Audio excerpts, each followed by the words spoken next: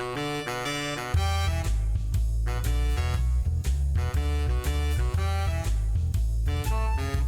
guys, I'm Tim. I'm Bob. I'm Mike. And this is the Board Game Rundown, and today we are going to review not just Thunder Road Vendetta, but Thunder Road, the Carnival of Chaos. Oh my gosh, this expansion is nuts. So I will give you like a brief walkthrough of how to play regular Thunder Road and then add in the extra things that Carnival of Chaos brings to the table. So Thunder Road, you're going to pick a color. You're going to get 3 vehicles. We in this version we're using the cars have the upgraded weapons and stuff. Yes, you don't always have to play that, but we play with that because it's fun. So each of your cars got a different ability here, and then you've got your control board with your asymmetric power. What you're going to do is everybody's going to roll all their dice, blah blah blah, and then in turn order you're going to assign one of your die to one of your vehicles. You're going to move that vehicle that many pips showing on that die. They can basically move forward or in their front arc, which would be one of the 3 spaces in front of them. You're going to be trying to avoid different kinds of obstacles or maybe drive into obstacles. There's ramps, which can affect movement. There's mud. There's toxic sludge. There's fire, all kinds of different things that you can move through. Your special ability cards here are going to maybe change how some of that works. Maybe you ignore something, maybe it's a better gun. You also have a command board over here where anytime you're activating one of the cards, you can take one of your other die, and as long as it meets the requirement, says 2 to 5 here, needs to be a 6 or a 1 or any, I can play that die here, and I can also do that ability along with moving my vehicle. And then once you're done moving, you can shoot at somebody if they're in your front arc or if you have rear guns in your rear arc. And then you basically are going to roll the die. You've got small, medium, and large. So you have small, medium, and large vehicles. Larger vehicles are obviously easier to hit. There is also an any, so you can hit on any. There are items that you can have on your car or your vehicle that the any doesn't hit you. It has to be the specific one. So there's all kinds of crazy stuff like that. There's choppers you can put down, which is going to give you another attack roll. Also, you can't go underneath a chopper. You get destroyed, even if it's your own. You can't get slammed into a wall because you will get destroyed, even if you do it to yourself. So many things. Another fun thing is you can just choose to drive into a vehicle. You'll change the direction of the vehicle you hit to face the same direction that you're facing. Then you're going to roll the 2 die. One die is going to tell you whether the top or bottom vehicle moves, and then the other die is going to tell you which direction that vehicle moves. So maybe it's front and to the left, maybe it's directly behind you. Either way, that vehicle is moving. The other really super fun thing to do is if there's another car nearby and we slam that vehicle, well, now this is a slam, and now this vehicle is slamming into this vehicle, and it might chain react and send the bottom vehicle back, or maybe their own vehicle back into their own vehicle, and things are going to keep ping-ponging around until finally there's only one car in each space. So crazy, so much fun. The larger vehicle in a slam, assuming there is one, can choose to re-roll both dice if they want. One time per slam. But there's also kind of some things that can mitigate that or change that, Anyways, that's basically how regular Thunder Road plays. You're going to take damage. Your vehicle, if it takes 2 damage, gets flipped over. They're inoperable. If they take a damage while they're like that, they're destroyed, and we'll put out a little husk piece, or we'll just leave that car there dead. If you're able to repair it, though, man, you're back up and running, and you can activate that vehicle if it hasn't been activated yet that round. But now, let's get to the Carnival of Chaos. So, Carnival of Chaos, a little bit different. We've got these roads that are just leading in to the arena here. There's party favors you can pick up on the way. If you end your movement on one of these party favors, you pick it up and it's secretly added to your little play area here. And then on your turn, unless it says otherwise, anytime on your turn, you can reveal it and use the ability that it gives you. Some of them are like end game points. I had a couple that were end game points when we played the other day.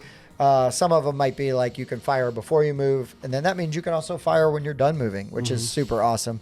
So all kinds of different stuff. I had one that allowed you to flip these killer pillars, which was super cool. But anyway, so a few things that are a little different. Normally in Thunder Road, when you're on the road, you can shoot at anybody you want, slam into anybody you want, anytime. Well, in Carnival of Chaos, you can't shoot anybody until you're in the arena. Just doesn't do you any good. So don't bother. You got to save it. Save it for the arena. For the arena. The other thing is Turbo Tina here. This is her party. And you're going to have basically 5 different event cards that are going to come out over 6 rounds because it happens at the end of a round. So you play 6 rounds or somebody gets eliminated. And she's going to add basically a modifier to whatever the round is. But in addition to that, if you're on one of these spotlight tokens, you might get scrap for that. And scrap is super important because that's represented by these coins here. And that's how you're going to win the game here is by getting that scrap. The other thing she's going to do is she's going to, on her turn, activate different pillars. So you'll see these letters here. It's usually 3, but sometimes it's all. Sometimes it's all. But she might activate 3 of these pillars. Boom, boom, boom. Now, that's an impassable area. If somebody gets slammed into that, their car is going to get destroyed. If their car was on that, it is launched and destroyed. So cool. Super fun. Another really cool thing, and I don't think I even maybe I got one. I don't know that I got one of them at all. If you can end your turn on one of these tokens, the vehicle that ends its turn there is going to get a super weapon. So you're going to pull that token off the board. You're going to draw one of those cards. And now, because that was my medium-sized card, now I got the little Sammy. Whoa, it's a surface-to-air missile, which is going to allow you to destroy the helicopters, which you're going to get scrap for, which is so cool. So that's a different thing. But a car can only have one super weapon. And if that car gets destroyed, that super weapon's gone along with everything else with that car. They don't fall off. They don't move. That's it. It's right there. Yep. Very straightforward. And then, you're going to play till either one player, all 3 of their cars have been destroyed. And then you're going to finish out that round. Player with the most scrap wins the game. Or you're going to play through your 6 rounds. Player with the most scrap at the end of that wins the game. What do we get through? 4 rounds when we play? 4 rounds, yeah. Additionally, the primary way that you're going to get scrap is every time you do damage to another vehicle, you get to get 2 scrap. If you destroy them, you get 3 scrap. Or you can use your one-time use card, Witness Me! And then anytime, regardless of the result, you shoot or slam, you're going to gain scrap. And then that is in addition to any scrap you would normally gain. For an entire round. For the whole round. Oh, well, for that car. At the end of your turn. Yep. 3 turns per round. Yeah. So if I activate that car, anytime I do anything with that car that could generate scrap, will generate scrap. In addition to the scrap it already generates. Yep. And sometimes, Tina, even there's scrap modifiers where you get extra stuff. Sometimes you get launched extra far because of the stunt die, right? It's everything that you know and love about regular Thunder Road, but now you are really, really in the melee here, right in the middle. Let's kind of go around and maybe share our experiences and thoughts with Thunder Road. Mike! So I want to talk real quickly about Thunder Road base game. And the majority of the game I really enjoy. Slamming into cars and the chaotic things that can happen and the hazard tokens that are out that are almost always negative consequences. And all of that feels really fun, but then you get to the very end of the race and it's sort of this anticlimactic somebody limps across the finish line and it leaves me kind of wanting in a not very positive way. So I've always been disappointed by how games of Thunder Road end very, very anticlimactically when all of this amazing fun chaos is happening for 95% of the game until somebody finishes it. Now we have ramped this up into a race for the most scrap. It's not a race. It's who can get the most scrap before somebody dies or these 6 rounds are up. And I feel like that fixes that issue I have with the game because now it feels like you're always in it. If you're way in the back, it doesn't matter. You just need to be close to other cars so that you can give yourselves opportunity to ram them or shoot them. And that can mean that instead of an anticlimactic ending where somebody limps across the finish line or limps across the track and the track gets removed and everybody dies, now you could just be 2 scrap away from the lead, and the final chance you have at doing damage, you roll your dice and boom, you destroyed that car, and that final dice roll wins you the game. That is the excitement that this game was missing in its end phase in the base game. And so I feel like that massively fixes the issue that I had with the ending of the base game. And so I find this a drastic improvement over the base game. And even though I love racing games, this is not one of my favorites because of that anticlimactic finishes. And a lot of racing games have those really exciting close finishes that this game just never had for me. And now a die roll can literally decide the winner in the very last roll of the game. That's exciting, and that's a win for me. How about you, Bobby? I guess I didn't have that anticlimactic feeling that Mike had with the original game. I always felt like if somebody started to get like ahead of everybody else, you just stick your helicopter. You just line up the choppers. Yeah, chopper, baby. And that kind of would help deal with that, especially if like other people realize that and you got 2 helicopters in front of them, then there's not much space for them to go anywhere, and you're just blasting them with your choppers. But this is really cool. So it adds the hexagons, which I really enjoy. And then normally you can only move forward. You move forward into your one of the 3 spaces that are in front of you. That's it.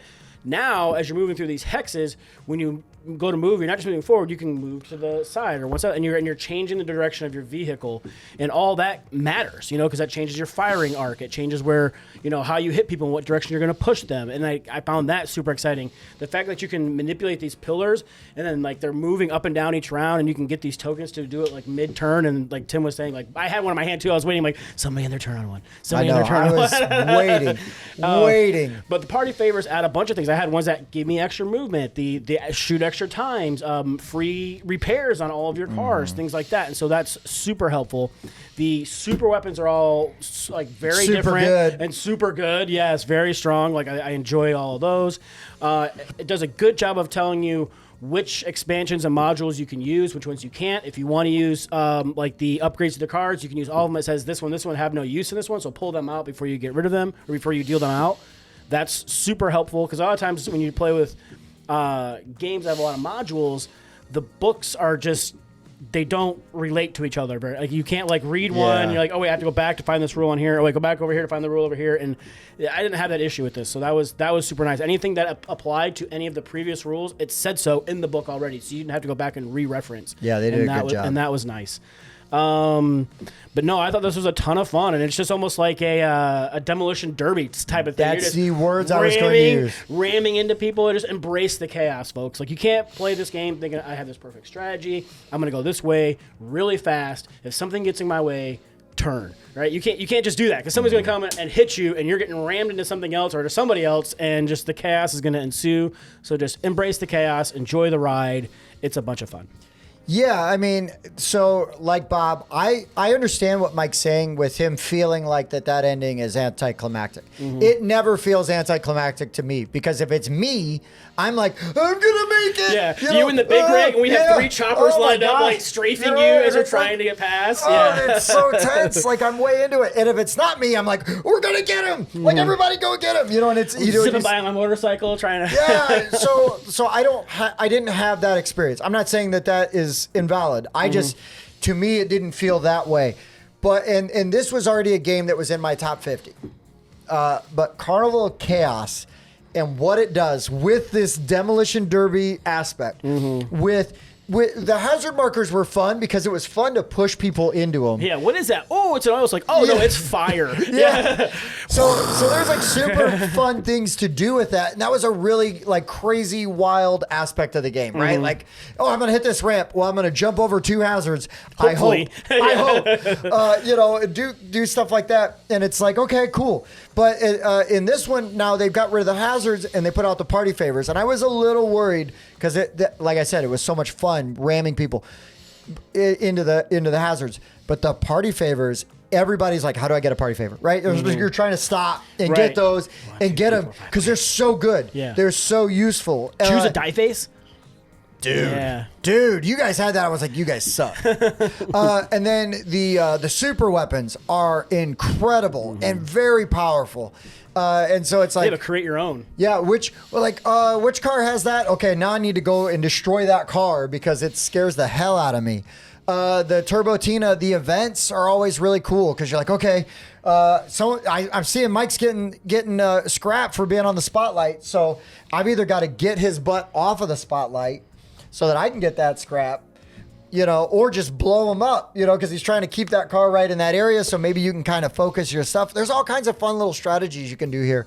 And sometimes it's like, I'm going to just put my chopper in like the worst place, like to be the most inconvenient annoying to everybody. And then I'm going to shoot.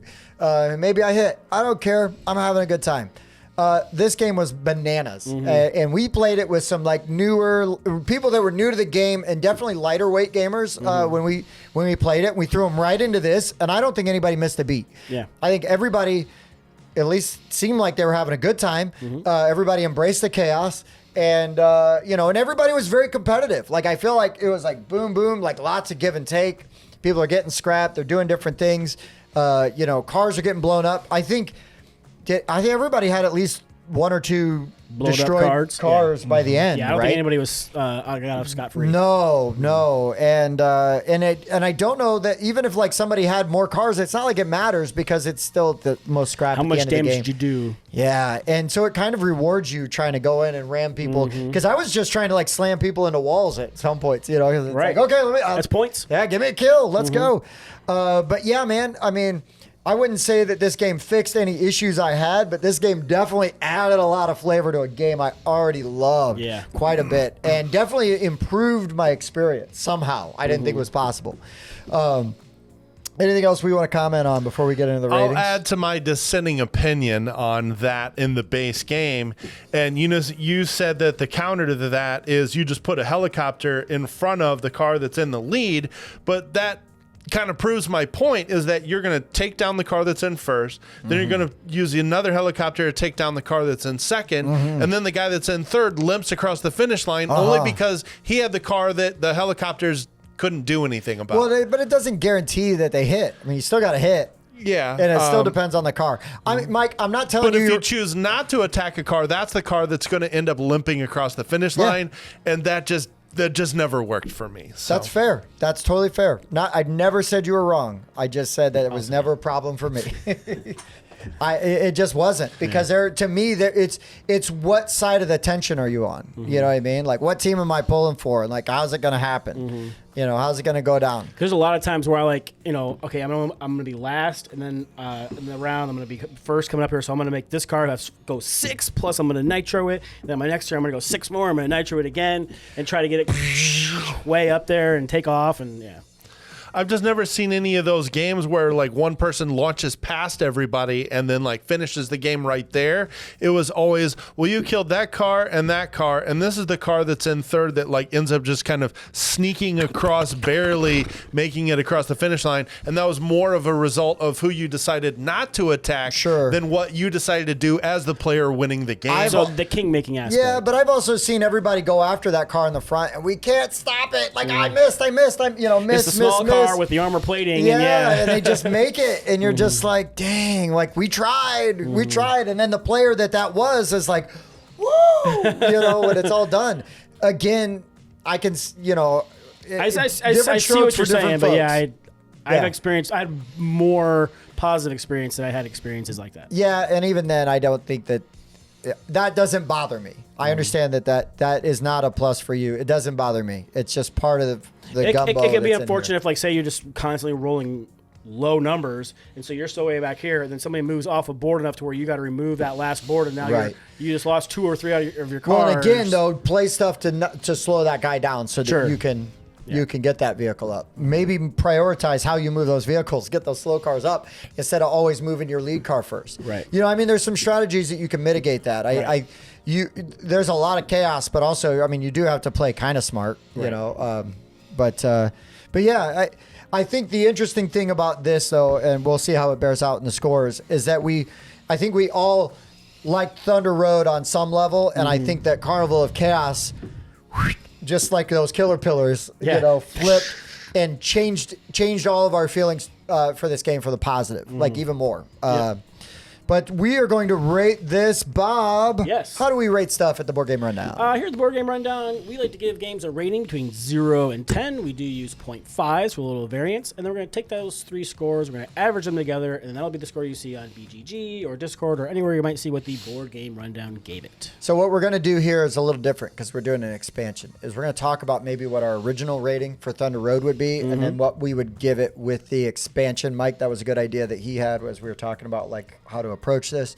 So Mike, get us started with your ratings. So I would give my rating for this expansion a 9, meaning I would not play Thunder Road without this expansion. This is my favorite way to play it based on all the expansions and modules that I have played.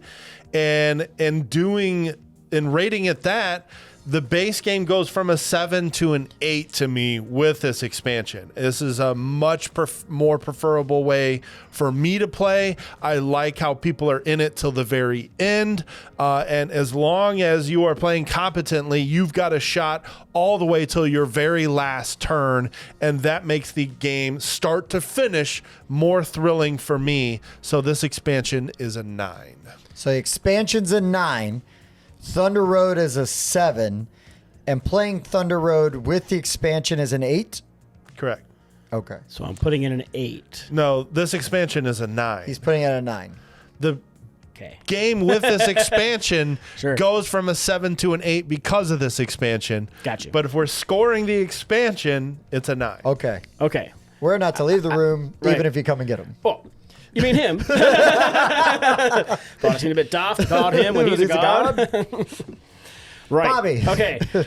So I think I give Thunder Road on its own merit like an 8. Like I love it. I enjoy it. I love being the motorcycle gang. They're very difficult to play, especially when you're playing in tight, narrow spaces because you get pushed around a lot. Yeah, you do.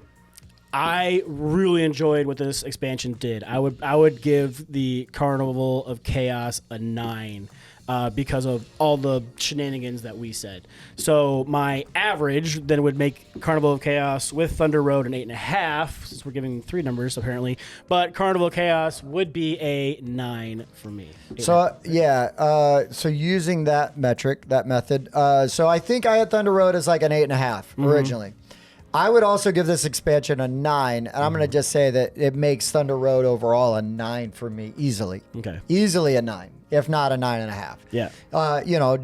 Different games are going to vary a little bit. I think you're going to have some games that are a little bit more fun than others, depending on how you do or some of the crazy stuff that happens. And also, you want to make sure that the other players are having as much fun as you are, or at least close, as stuff goes crazy. Because you really have to have the right perspective. When your car gets destroyed, any other game, that could be a feel bad moment. But if it gets destroyed epically, it's awesome. It's not so bad. Because you got these funny stories to tell about it later.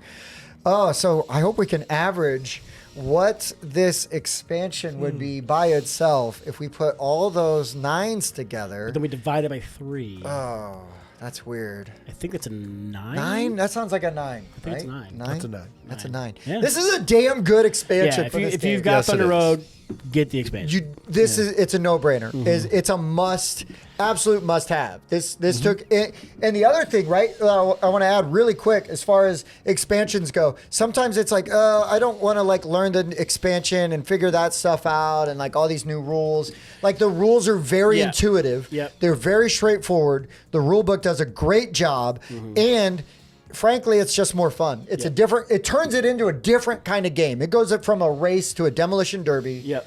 And the demolition derby style actually feels more natural to the theme and it a little more intuitive to what it actually is. So something I want to point out. When you buy this expansion, it comes with the tray to hold all the bits, just like if you have the Maximum Chrome edition. So a tray just like it's all fits in there. And then it comes with a box lift expander. So it'll all fit in there with a little bit of lid lift. And it fits fine. All the stuff goes in there like it normally does. Nothing falls out. It's perfectly okay. If you are super anti-lid lift, they do have a folded space insert that you could get that makes everything fit in there, including the Carnival of Chaos with no lid lift. So, whatever you really feel like doing there, You could spring the extra $20-$30 or whatever to get an expansion, so you could have no lid lift. But Yeah, but listen, either way, get Carnival of Chaos. Even if you got to have 2 boxes on your shelf, it's yeah, worth it. some people do that too. That's why we have the magazine here. Cause like I get rid of the expansion box person. Sure. So yeah. But there we go, man. There you go. This game was freaking awesome. Good and time. It just got even better. Anything else before we sign off? Nope. I reiterate, embrace the chaos. Embrace the chaos. All right, guys. Thank you so much for watching. And for the Board Game Rundown, I've been Tim. Bob. Mike.